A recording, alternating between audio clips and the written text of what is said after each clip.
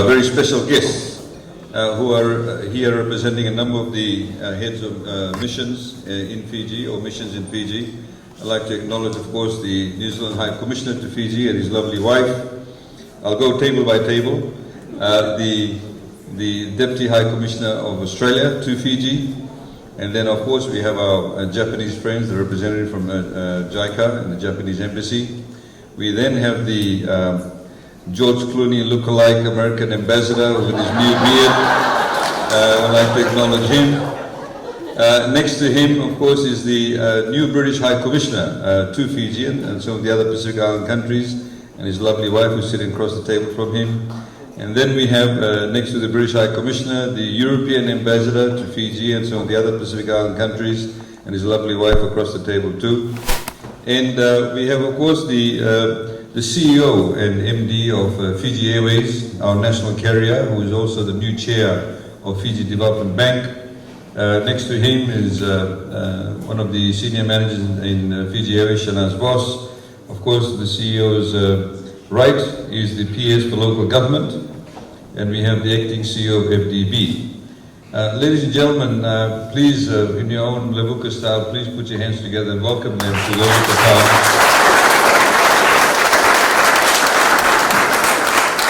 As the Honourable Minister for Local Government did say, it's highly, unusual to have so many heads of missions making a trip anywhere in Fiji together, but more specifically to Levuka.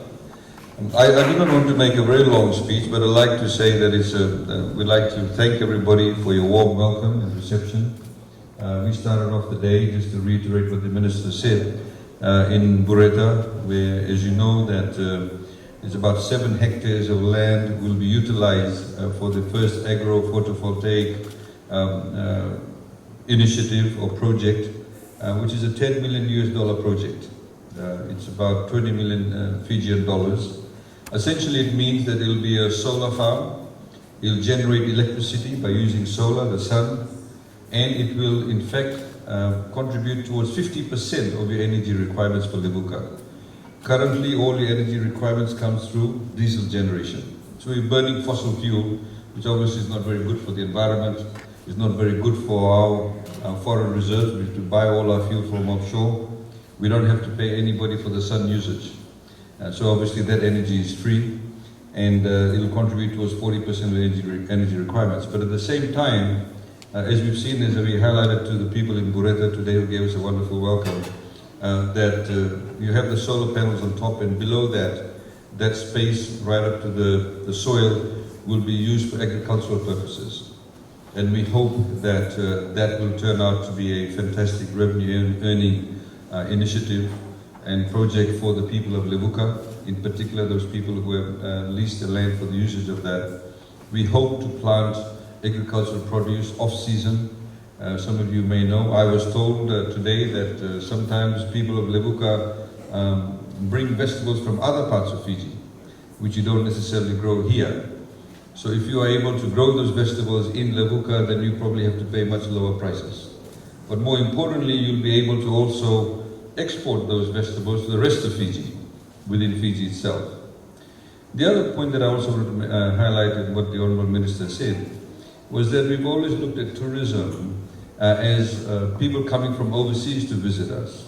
But as COVID-19 has shown, that many of the hotels now in Fiji, in particular over the long weekends or weekends, are actually open because Fijians actually go and stay at those hotels.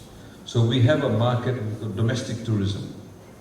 And there are many Fijians, I'm sure, who would love to come to Levuka to see the first capital of Fiji, where the deed of cession was signed, where many things have happened in Fiji. As seen by those dancers with the Solomon Islander heritage, a lot of the people, for example, brought to Fiji because it was capital pre-session and also post-session.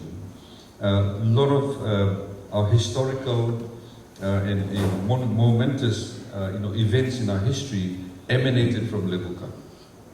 So whether it's the black-birded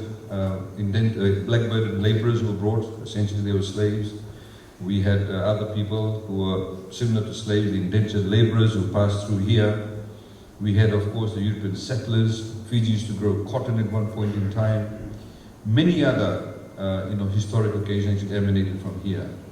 Interestingly, there's a story I love telling, is that when the government then, the colonial government, realized that Levuka was too small because Fiji was expanding at a rapid rate, and because they wanted to focus then on other aspects of the economy, when they decided to look for another capital, there were two sites that they looked at. One, of course, was Suva, and the second one was, anybody can guess what was the second site? This is like a quiz night. Levuka Town Hall. It was Momi. Momi in the Western Division. Momi where you currently have the Marriott Resort. Because in those days, to get a good capital, they always looked for deep harbors. So Suva had a naturally deep harbor, and so did Momi. Of course, Suva was probably influenced, or they were influenced to take Suva as the capital because, again, a bit of history. There was an American ship, Excellency, that was actually burnt by locals. And because there was, America, in a very diplomatic manner, made some threats that they needed to be compensated for the burning of the ships. I'm sugarcoating it now, Your Excellency. Ratu Serodakambau then gave the Suva Peninsula as part of the compensation.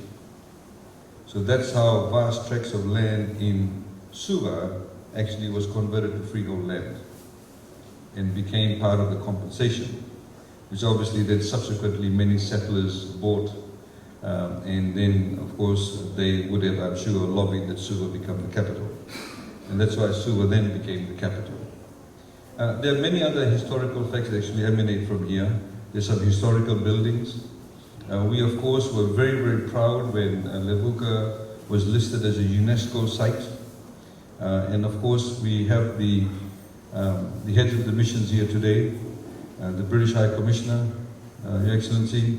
It's a wonderful opportunity for you to be able to invest in Levuka, where you have the first, colonial capital in Levuka. And we hope that you visiting the sites today and seeing what a beautifully knit community Levuka is, that you'll be able to, help us and assist us in maintaining the heritage value of Levuka.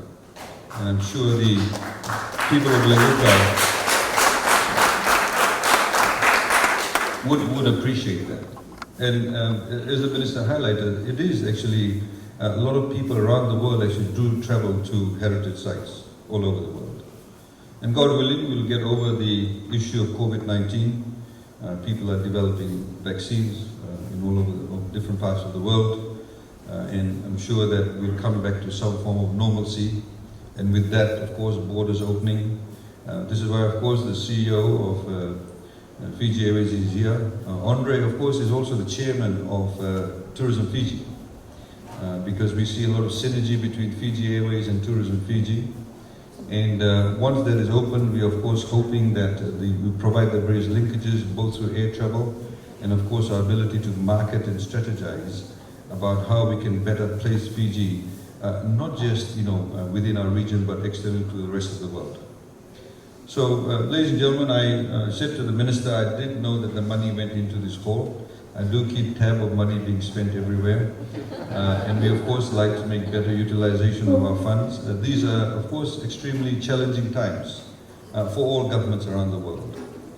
on every day, sometimes on an hourly basis, you get notifications about this country or that country has now gone into much deeper recession, or there's been negative growth rate. Fiji, of course, has faced similar challenges too. We've had our borders closed. International tourism is no more. But we have, and just for information, I thought I'd share this with you, we are constantly looking and talking to our development partners as to what we can do, better position ourselves. When vaccines come, we are saying that we need the vaccine access to us, that vaccines should not be treated as a commercial commodity, but as a social good. And it's critically important for us to be able to make those positions now, be able to get access to finance. But also in the meantime, to be able to ensure that we think outside the box. In Fiji, we need to think outside the box. Tourism, of course, contributes about 40% towards our GDP. And we want tourists to come to Fiji, but we're also looking at alternative forms of revenue generation. PAFCO, of course, is critical for not just this island, but also the Lomaiviti group. There are people that come from other islands to Levuka to gain employment. I was there today. I spent most of my afternoon with many of the workers, mainly predominantly women. They are now working 2 shifts, and we hope and look forward to better opportunities with through PAFCO, with other international companies. We think there's a lot of potential. In fact, many people do not know this, but at one point in time, in the recent past, there was a move by the partners of PAFCO to move the site away from Levuka to Suva. And we actually put our foot down and insisted that PAFCO remain in Levuka. And it is very important because we need this part of Fiji to be economically vibrant. We need people to be employed. And please, you can be rest assured that we're looking at creative ways as to how we can support PAFCO. The chair is here. We've got some new board members with the chair to assist the chair. We've had some very good meetings, and hopefully in respect of how we can strategize to ensure that PAFCO remains a viable proposition, not just for government, but also for the people, in particular the Lomaiviti group.